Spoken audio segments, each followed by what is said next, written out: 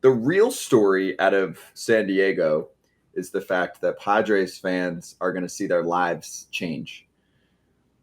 What? They are. Yeah, it's true. I don't. But here's the thing. Does Don Orsillo and Mud Grant, do they get paid? Because they are defaulting on payments to the team, right? They're the ones paying Orsillo and the announcers and the camera people and all that salary. Mm-hmm. So do those guys get paid? Well, I thought with the broadcaster contracts, sometimes they're getting paid by the networks, sometimes they're getting paid by the teams. Most of the time, they're essentially team employees, so it's easy to just kind of shift that over, whatever contract they have. This is all guesswork. We can text our broadcaster friends. I mean, I'm the one with the golden mic, so maybe I can ask one of my broadcaster friends what the situation is. But my guess is nothing will change for them. And the real story here for everyone is the Padres games are not going to be controlled by Diamond Sports, by Bally's and all of that now. You are going to see it under control by MLB. And there were statements. Some of them are kind of boring, but should I read them? I guess. Diamond Sports has decided not to provide additional funding to the San Diego RSN that would enable it to make the rights payments to the Padres during the grace period. They will no longer be broadcasting Padres games after Tuesday, May 30th. So that already passed. While Diamond Sports has significant liquidity and has been making rights payments to teams, the economics of the Padres contract were not aligned with market realities. MLB has forced our hand by its continued refusal to negotiate direct-to-consumer streaming rights for all teams in our portfolio. Despite our proposal to pay every team in full in exchange for those rights, we are continuing to broadcast games for teams under our contracts. This is actually, and that's from Alden Gonzalez sending us that. And let's throw the other one up there while I'm explaining this. So this has been going on for a while. Diamond is trying to get streaming rights because they're like, many people just watch via their computer, tablet, streaming it onto their television, right? And MLB is like, but that's worth something else. So they fight about it. And eventually they're like, we're going to break the contract and not pay you for the rights unless you give that to us. And they said no. So now MLB takes over. And the statement from the chief revenue officer of MLB, Noah Garden, was, while we're disappointed that Diamond Sports Group failed to live up to their contractual agreement with the club, we are taking this opportunity to reimagine the distribution model, remove blackouts on local games, improve the telecast, and expand the reach of Padres games by more than 2 million homes. Now, it's free for like 5 minutes, and then, of course, you're going to have to pay for it if you don't have it on one of the cable company packages or satellite packages that are available. So it's $20 a month or $75 per year to watch the Padres through the MLB platform. Who wants to start? Let me, that 75 goes to Major League Baseball, right? Hell yeah, it does. Yeah, it does. Here's the thing. It seems like whenever there's a rule that, the players want to change, if MLB says no, after a year, they could change it anyway. And I still think that bodes well now. Right, Scott? All you guys know? Yes. So, you can unilaterally impose a rule after a year. Correct. So they can just do that just now. It's just crazy. I don't know. To me, it's Major League Baseball doing what they want again. So it's who's the culprit of the whole thing? Major League Baseball. They're trying to get their hand in everything. So it's fans are going to have to open up their pockets in San Diego, which is tough, man. Because when I'm growing up, usually that channel is just right there. You watch it. You got your channel ready to go. It's a tough look, to be honest.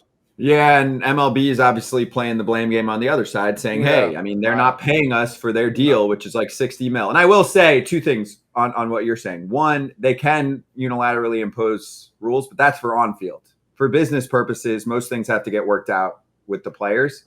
But it just seems that way. Like, it always seems like they always come out on top. You know what I mean? Yeah, of course. I mean, you've got lawyers and businessmen running things in the office. They're going to handle things the way they want to handle things. And I mean, they ultimately do want to take over control of the game. So this is their first test to see how that goes. Most of that money, I don't know what the split is, but obviously most of that money is going to go to the Padres because the Padres aren't getting paid out on their $60 million on their contract. So it just doesn't, it's a bad look for so many. Well, first of all, Bally / Diamond, right? What's it called? Diamond is the group that runs but Bally, Sinclair Media, right? Aren't they the ones originally that had them? Yes. They bought them from. They split it off. Fox sold them to Disney. Disney had to sell them to Sinclair. Then they split it off. They're claiming bankruptcy. Mm-hmm. They knew when they paid all this money for these regionals what they were what their revenues were. And now they're claiming bankruptcy, so they don't have to pay, but they want streaming rights to make more money. This sounds like a bad business deal from Bally's end from the start. And now they're just trying, almost like Oakland A's are like, we're just going to stop doing everything. So we go to Vegas. We're going to stop doing this, so MLB has to give us the streaming rights. And MLB is basically giving them the finger and saying, guess what? We'll cover it, and we'll get all the money back. You guys are SOL. Like, beat it. And I know Orsillo said he still gets paid because he gets paid through the Padres. So he's good. Is that a live update? Did you get that? He texted me right now as you were going and talking. That was my biggest concern. So they're getting paid, but if you're a Padres fan, don't you feel like you're already probably paying for cable, and which includes Bally, and you want to watch the Padres?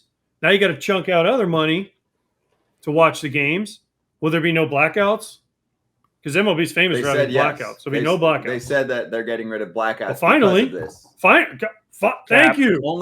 Thank you. It's only been decades. Yes, I'm fortunate because I work for Fox. My account, I can watch any game because I have blackout free.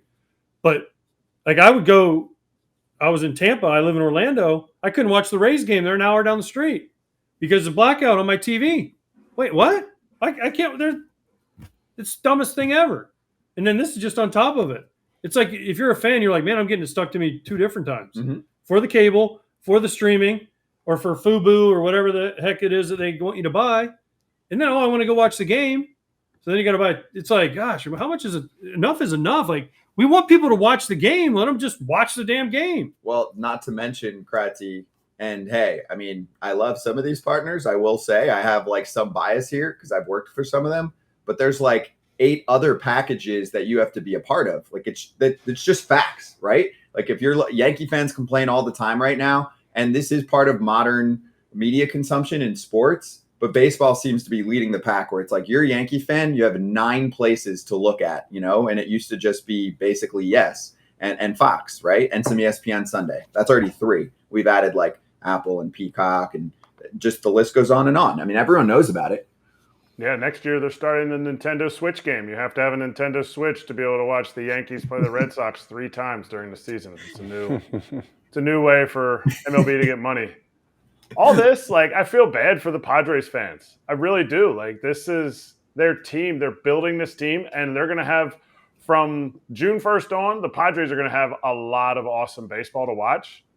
But all I hear in all this, like, proposal, team pay, everything, disclosure, agreement, walking out, blackmail, all those words, all I hear is the Oakland A's won 2 games in a row, and this is what's taking over the headlines. Like, these guys need to figure it out for baseball, because this just needs to grow. Yes, I get it. Money grows everything.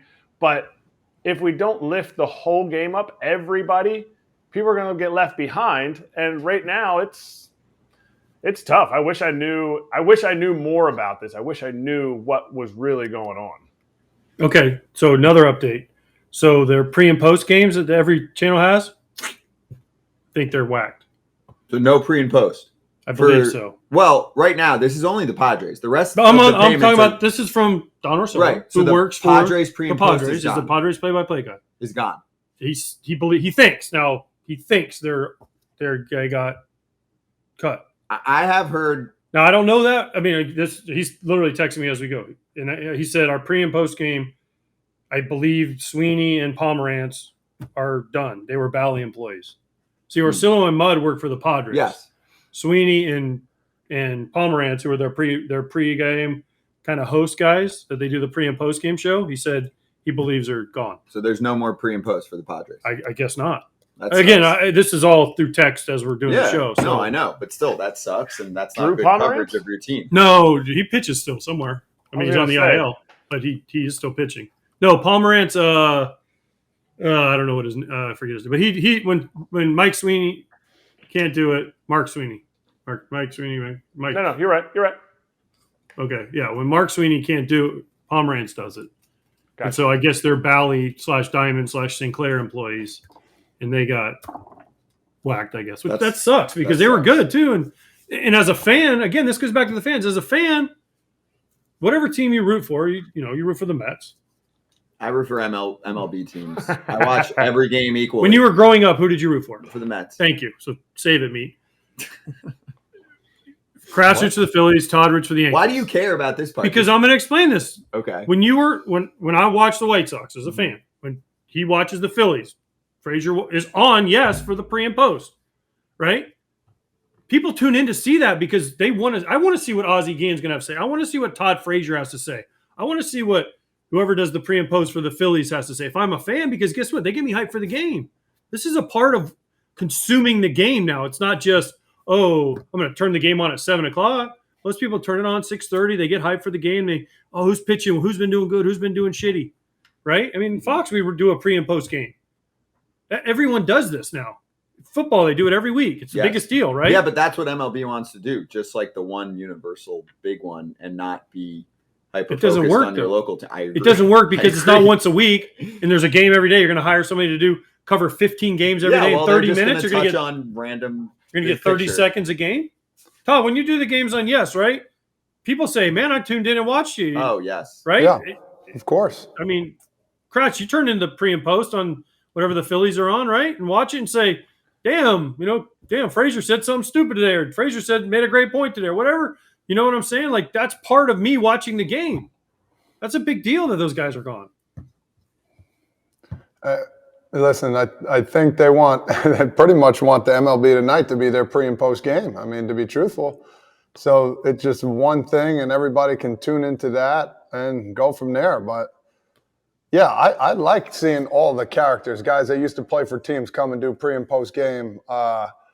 Especially if something happened during that game. It's like, oh, I missed it, but now I know I'm going to get the full detailed highlight after the game from somebody who literally watched that one game for 2.5, 3 hours and is going to give a nice breakdown of that whole situation. So me personally, as a fan, I would enjoy that.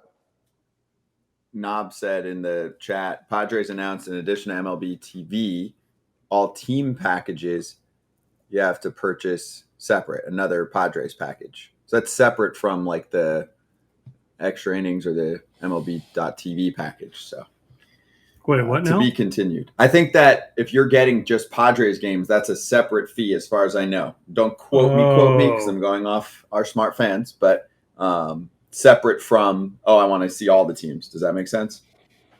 So it's like, hey, you can pay the package to see all the teams. Yeah. Boom, one fee. Boom, another fee for your team. Oh, so you have to pay extra just to watch the Padres. It sounds like that's the case. But so this is a money grab. It's a money grab. Well, yeah. I mean, it's a money grab. Contract. It's a money grab because Bally's wanted out of their contract, which, okay, they made the decision. Yeah. But now MLB is like, well, we can grab a bunch of money by selling out the Padres fans and making them pay for another package. It sounds like that's the case. That's dirty. So stay tuned on that one. I'd like to, I requested this, but way too late, get one of the TV experts on this, John Orans, Alden Gonzalez, paging guys like that. So we'll see. Stay tuned. I want to spend 5 minutes on this next one before we bring in